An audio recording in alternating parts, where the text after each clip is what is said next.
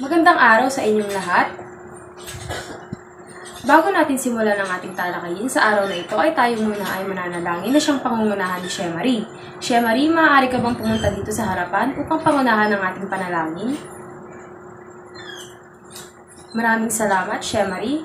Bago kayo magsipo sa inyong mga upuan ay pakipulot ang mga kalat at pakiayos ito. At pagkatapos ay maaari na kayong magsiupo. May lumiban ba sa klase ko sa araw na ito?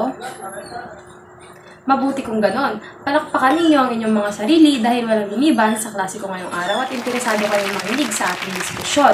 Sino sa inyo ang gustong matuto?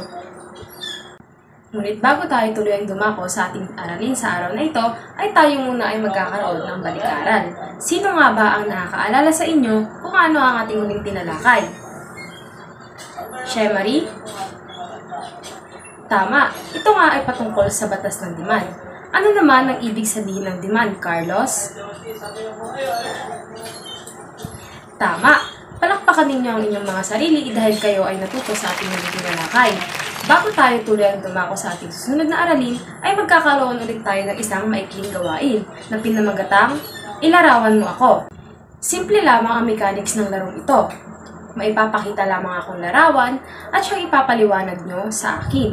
Naiintindihan ba, class? Kung ganon ay magsisimula na tayo.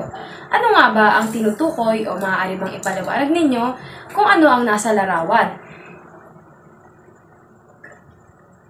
Yes, Janine?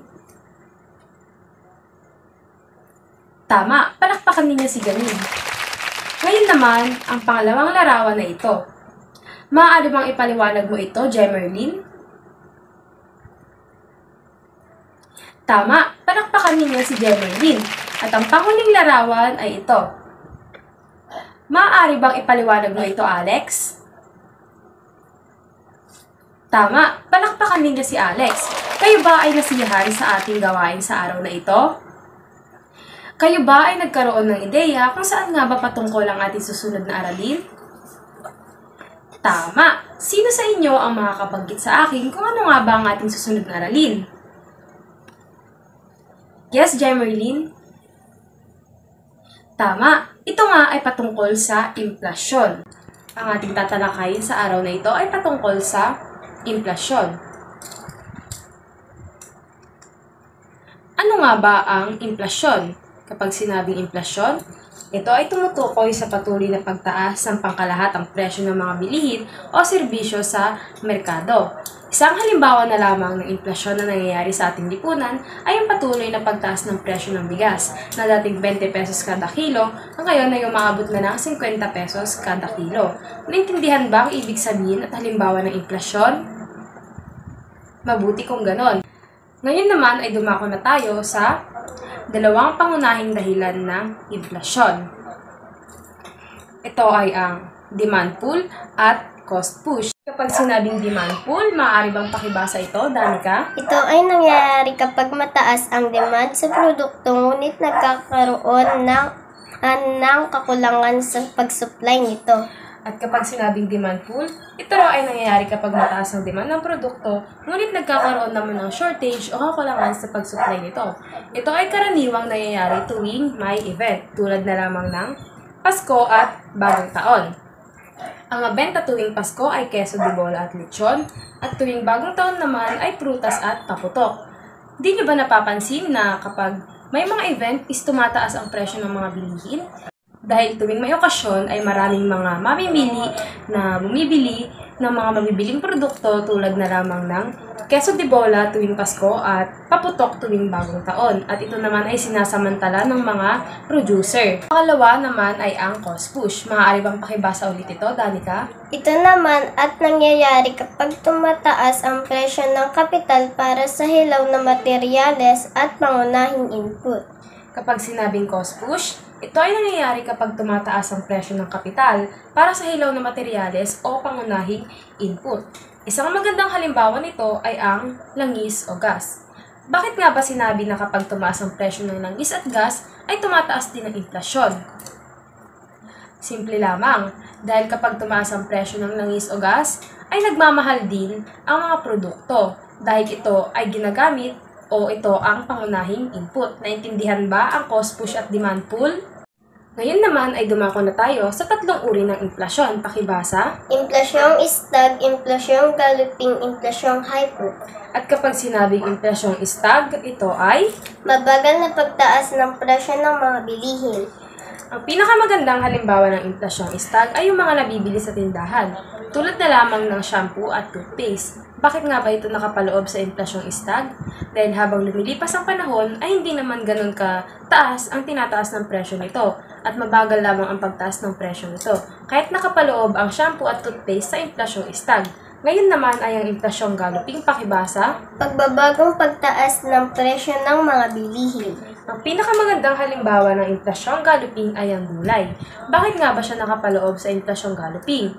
Dahil minsan, ang supply ng gulay ay kinukulang kahit tumataas ang presyo nito. O minsan naman ay nasusobrahan kahit bumababa ang presyo nito. Kahit ang gulay ay nakapaloob sa inflasyong galloping.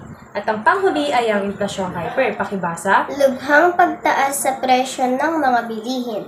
Isang magandang halimbawa nito ay ang binanggit ko kanina, ang bigas at ang gas. Naintindihan ba ang tatlong uri ng inflasyon? Ngayon naman ay dumako tayo sa kung paano nga ba mapipigilan ang inflasyon. Pakibasa ang tight money policy. Layunin nito ay ang mabawasan ang paggastos ng mga mamimili at namumuhunan. At ang sunod ay ang price control. Pakibasa ang price control.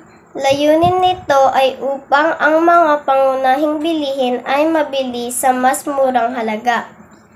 Sa inyong palagay, maganda ba ang layunin ng mga ito? Tama, dahil tayo rin lang ang nagbibenepisyo sa tight money policy at price control. Kaya't magandang ipatupad ito sa panahon ng inflasyon. Ngayon naman, ano-ano ang mga dapat ugaliin sa panahon ng inflasyon? Pakibasa. Pagbabudget, maayos na paggastos, pagtitipid, pag-iipon. Hindi ko na to ipapaliwanag o papalawakin pa dahil alam ko at batid ko na ito ay naiintindihan niyo na. Ito ang mga dapat ugaliin sa panahon ng inflasyon upang tayo ay hindi magutom. Kayo ba ay may natutunan sa araw na ito? Opo. Kayo ba ay may katanungan pa patungkol sa ating tinalakay? Wala na po. Kung kayo ay wala ng katanungan, ay ako na lamang ang magtatanong sa inyo. Ano nga ba ang tatlong uri ng inflasyon, Danica? Ang tatlong uri ng inflasyon ay inflasyong stag, inflasyong galloping, inflasyong hyper. Maraming salamat, Danica. Ano naman ang dapat ugaliin sa panahon ng inflasyon? Magbigay lamang ng 2 DM. Pagbabudget at pagtitipid po. Maraming salamat. Batid kong lahat kayo ay may natutunan sa ating tinalakay sa araw na ito. Kung kaya't palakpakan ninyo ang inyong mga sarili. Ngayon naman, para sa ating pangwakas na gawain, ay maglabas kayo ng isang malinis na papel. Gagawa kayo ng isang tulang malaya patungkol sa kung paano nga ba mapipigilan ang inflasyon. Naintindihan ba?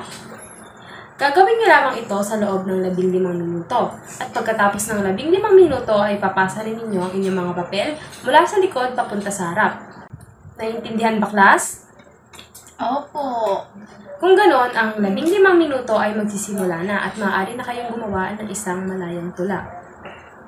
Ang 15 minuto ay tapos na. Maaari bang pakipasa ninyo ang inyong mga papel mula sa likod papunta sa harap?